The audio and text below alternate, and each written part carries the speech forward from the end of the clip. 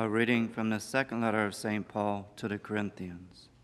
Brothers, God who said, "Let light shine out of darkness," has shown in the hearts that we in turn might make known the glory of God, shining on the face of Christ.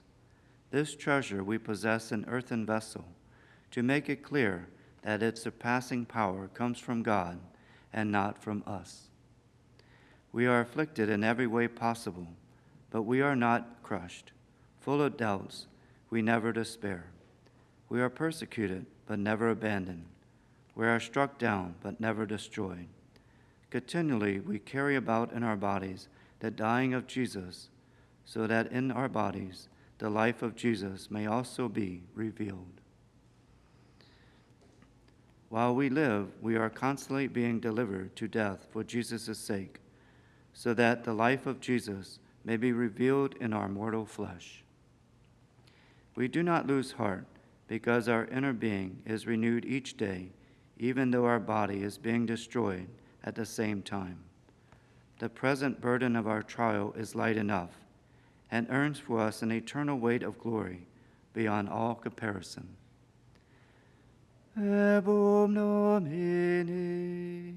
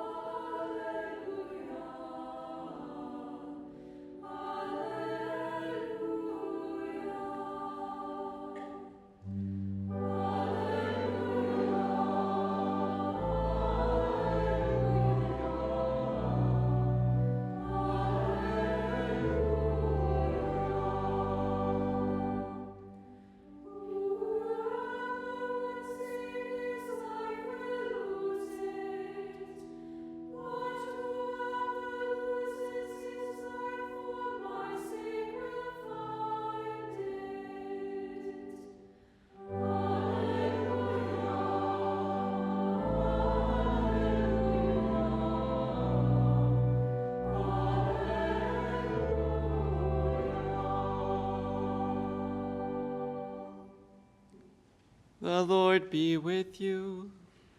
And with your spirit. A reading from the Holy Gospel according to Matthew. Glory to you, O Lord.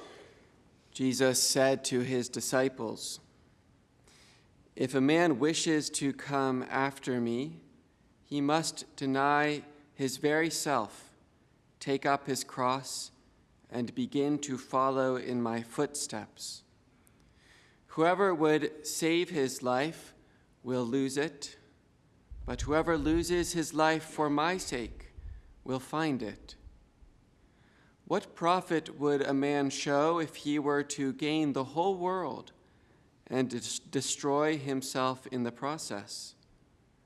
What can a man offer in exchange for his very self? The Son of Man will come with his Father's glory, accompanied by his angels. When he does, he will repay each man according to his conduct." The Gospel of the Lord. Praise to you, Lord Jesus Christ.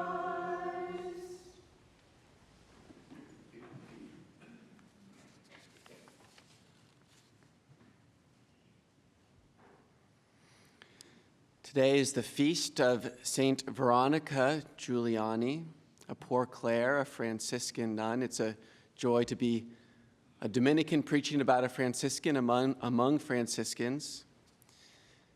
And on her feast, we hear this beautiful passage from Matthew 16. Whoever would save his life will lose it, but whoever loses his life for my sake will find it. And one of the questions that this passage raises, whoever would save his life will lose it. One of the questions this passage raises is, what are we afraid of losing? What are you afraid to lose? We don't like losing things. We don't like losing simple things. When we've misplaced our phone or our wallet, we don't tell people we've lost it. We say we've misplaced it. We're looking for it. We're going to find it until eventually we just have to admit, okay, I lost it. St. Anthony, another Franciscan. St. Anthony, pray for me. We don't like losing simple things. It's painful. It's an annoying part of life. But of course, we're more afraid of losing serious things. A job, financial security, our health, our reputation. We're afraid of losing those. And even more, we're afraid of losing those people closest to us or our own lives. What are we afraid to lose? We could each write a list. Here's the thing about the fear of loss. It can be very powerful. It can overtake our lives. It can control us. In a way, it can destroy our lives. So on a simple level, imagine a kid who's so afraid of losing a toy that he keeps it in the cupboard. He's so afraid of losing it, he keeps it in the cupboard. He doesn't take it out. He has the toy. He saved it. But what's the point? He's lost the joy. Or you can think of someone who's so afraid of losing her health that she stays inside and cuts off contact with people, and she stays healthy, but what's the point? She's lost the joy in her life. The fear has won. Or maybe today or someday, the dominant emotion in your life and mine is a worry about what I'm going to lose, a worry about what's going to happen tomorrow when it's taken from me. And we can plan and minimize all risk and all danger, and our days pass in an atmosphere of anxiety because we're just trying to control. And again, what have we gained? And what have we lost when the fear wins? So in all these cases, we can save things, we can have control, we can preserve life, but in the end, okay, we've saved possessions and we've maybe preserved our health for a time or minimized risks, but what if we lost? Whoever wishes to save his life in this way, in grasping and controlling, whoever wishes to save his life will lose it. Jesus tells us a very simple truth that we can observe. Whoever wishes to save his life by controlling, by grasping, out of fear, will lose his life. Jesus gives us a very different way to live. It's not a way of fear, it's a way of freedom and trust. And what he says is, look, I will give you everything. You don't need to be afraid to lose anything. I will give you everything. I will give you a treasure in the earthen vessel of your life. I will give you my very life, God's life, that great security. But then he asks us, I've given you everything. Will you lose everything for my sake? Will you lose everything for my sake, trusting that you will receive it all back? But do you believe that whoever loses his life, his possessions, his security, whoever loses his life for his sake will find true life? So he gives everything and he asks everything. The saint we celebrate today, Saint Veronica, knew what it was to find life by losing life. When she was very young and had her first communion, she had a vision of Jesus who came and told her, "You are mine, and I am all yours. I am all yours." And having found that treasure of receiving Jesus, that he was everything for her, she willingly lost her comfort in the world and entered a convent. She willingly lost the comfort of her family and lived a hard life, a beautiful life, but a hard life. And as she went on in her life, she even imitated her father, St. Francis, and received the stigmata, losing her comfort, receiving a lot of pain. And like so many saints too, she went through a time of having lost her reputation when people thought she was a fraud. But she knew Jesus had said to her, "I am all yours." And so as she lost everything for his sake, she found true life in him. How did she bear it all year after year? Well, she wrote a lot, and here's one of the things she wrote. She said, "Love will endure everything.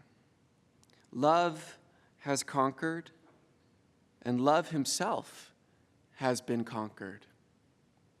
She realized that Jesus had lost everything when he was here, had let himself be conquered. Why? Out of love for her. His love for her endured everything.